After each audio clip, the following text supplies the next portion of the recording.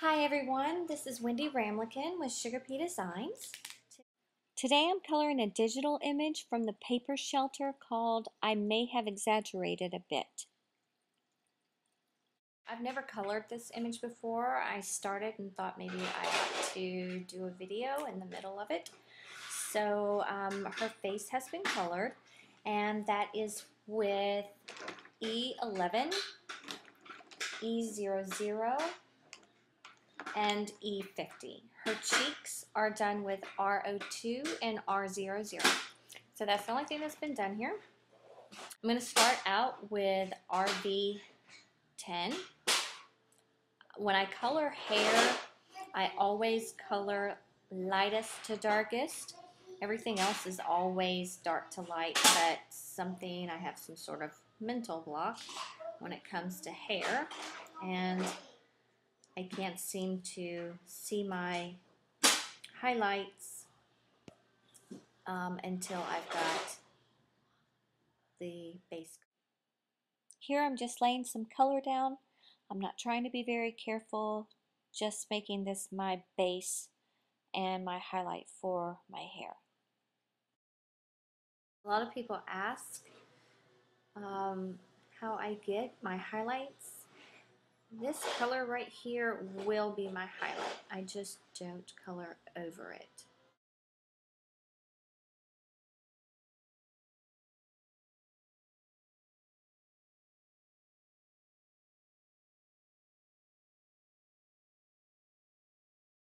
And normally, and I will work this in sections, but since I need the entire base done, it doesn't really matter when that's done, so that's why I'm coloring all of that now.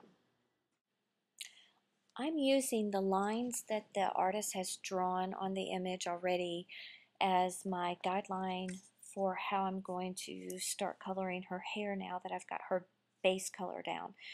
She's got lots of pretty rolls in her hair. I see all these big fat curls, so that's how I'm going to start laying down my color next. I forgot to mention that the color I'm using right now is R81, which is the next darkest shade that I'm going to be using to give her hair the depth and dimension. If it looks like I'm doing a lot of pausing, I am. I'm a little uncertain about how I'm going to actually color this image. I've never colored it before, like I mentioned when I first started the video. This is the very first time. So I'm trying to just kind of gain a perspective on where I see the folds of the curls.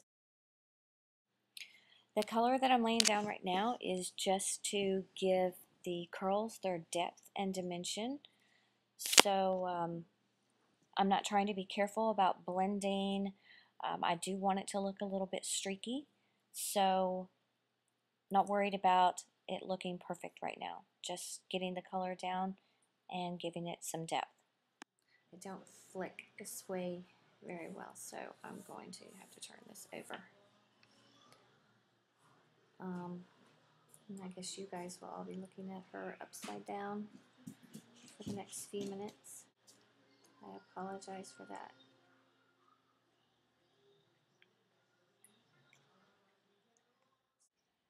Okay, here I'm still just giving those curls and big rolls. That's a little bun right there. That's how I'm viewing it anyway, as a bun. I'm just trying to give it some depth and some dimension by putting the darker R81. We're still working with R81 there, and just using flicking motion strokes.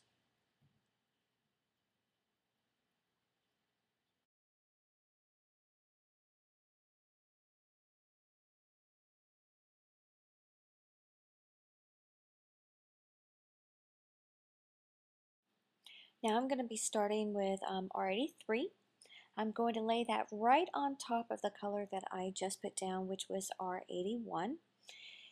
It may seem a little silly to just go right back over color you just put down, but it will the brush strokes will all be just a little bit different, so you'll get that variation of color in there, and it'll look like different strands of hair. The depth will really bring itself out. You could probably omit some colors, but this is my process, and it works for me. You can see that it's kind of starting to take shape a little bit. You can see those darker areas in the curls starting to pop, and the highlight is starting to show itself a little bit. By the way, the reason I'm coloring her with pink hair is that my theme for the Sweet Stop sketch this week is breast cancer awareness, and they asked us to use pink. I had my heart set on using this image and didn't want to switch it, so I decided that I would color her with pink hair in honor of breast cancer awareness. So that's why she's got pink hair.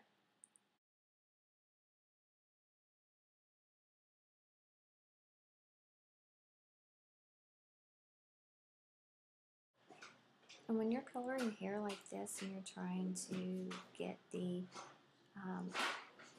look of strands of hair with your flicking motion, it's okay to you know, have some lines. You're supposed to. So don't freak out thinking that you need to. By the way, I forgot to mention that the sentiment that you see right here, Best Witches, that is a computer generated sentiment that I created with a font called Trinigan.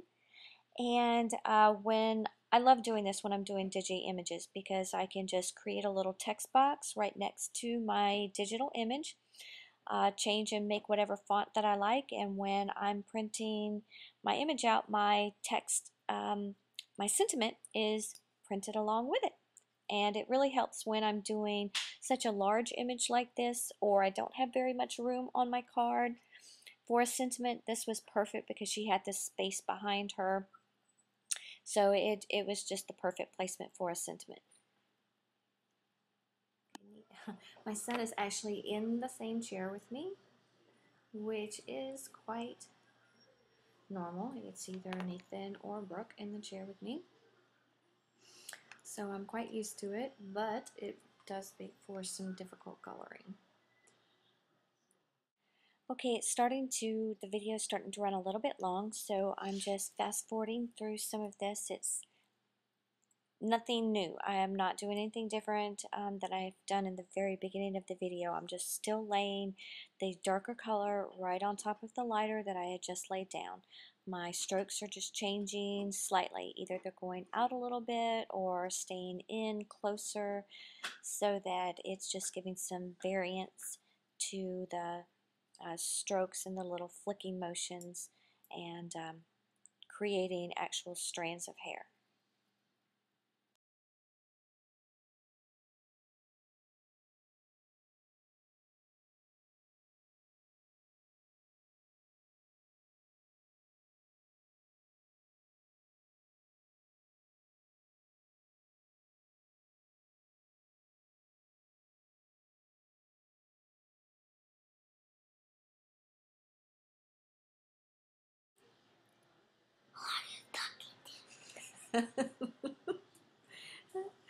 I don't know if you heard that, but he asked me who I was talking to.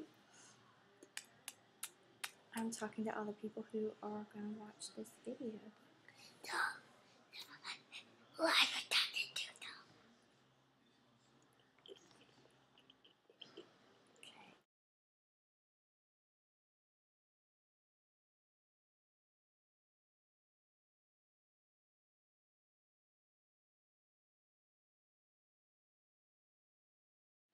Okay, now I'm going to be taking R85, going right back over all of those areas that I've colored over previously.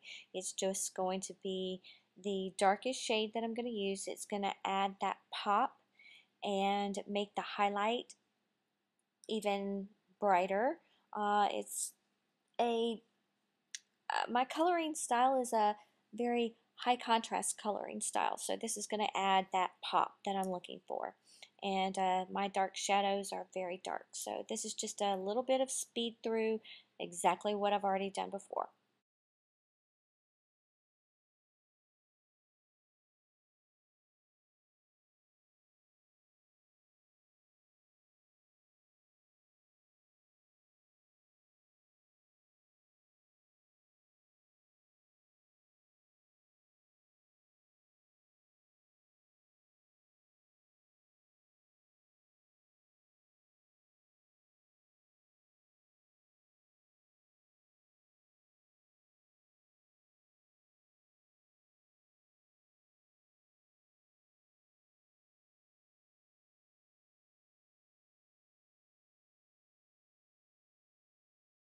Hey, putting my hand here is looking, give you guys a better, okay, a better look at a truer color. That is weird, but okay.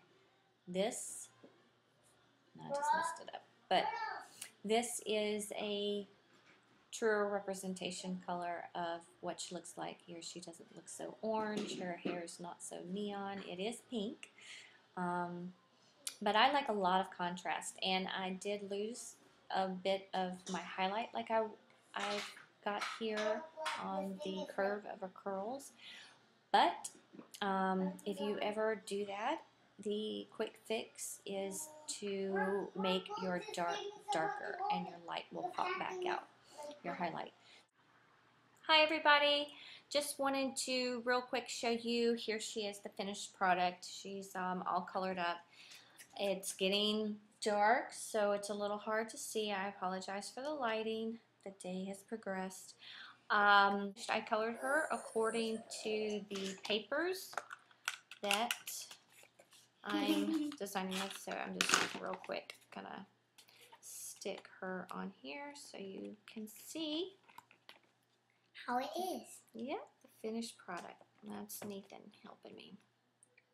So there she is. All done. I appreciate you taking a look at my video, and I hope you enjoyed it. Thanks. Bye-bye. Bye-bye. Bye-bye.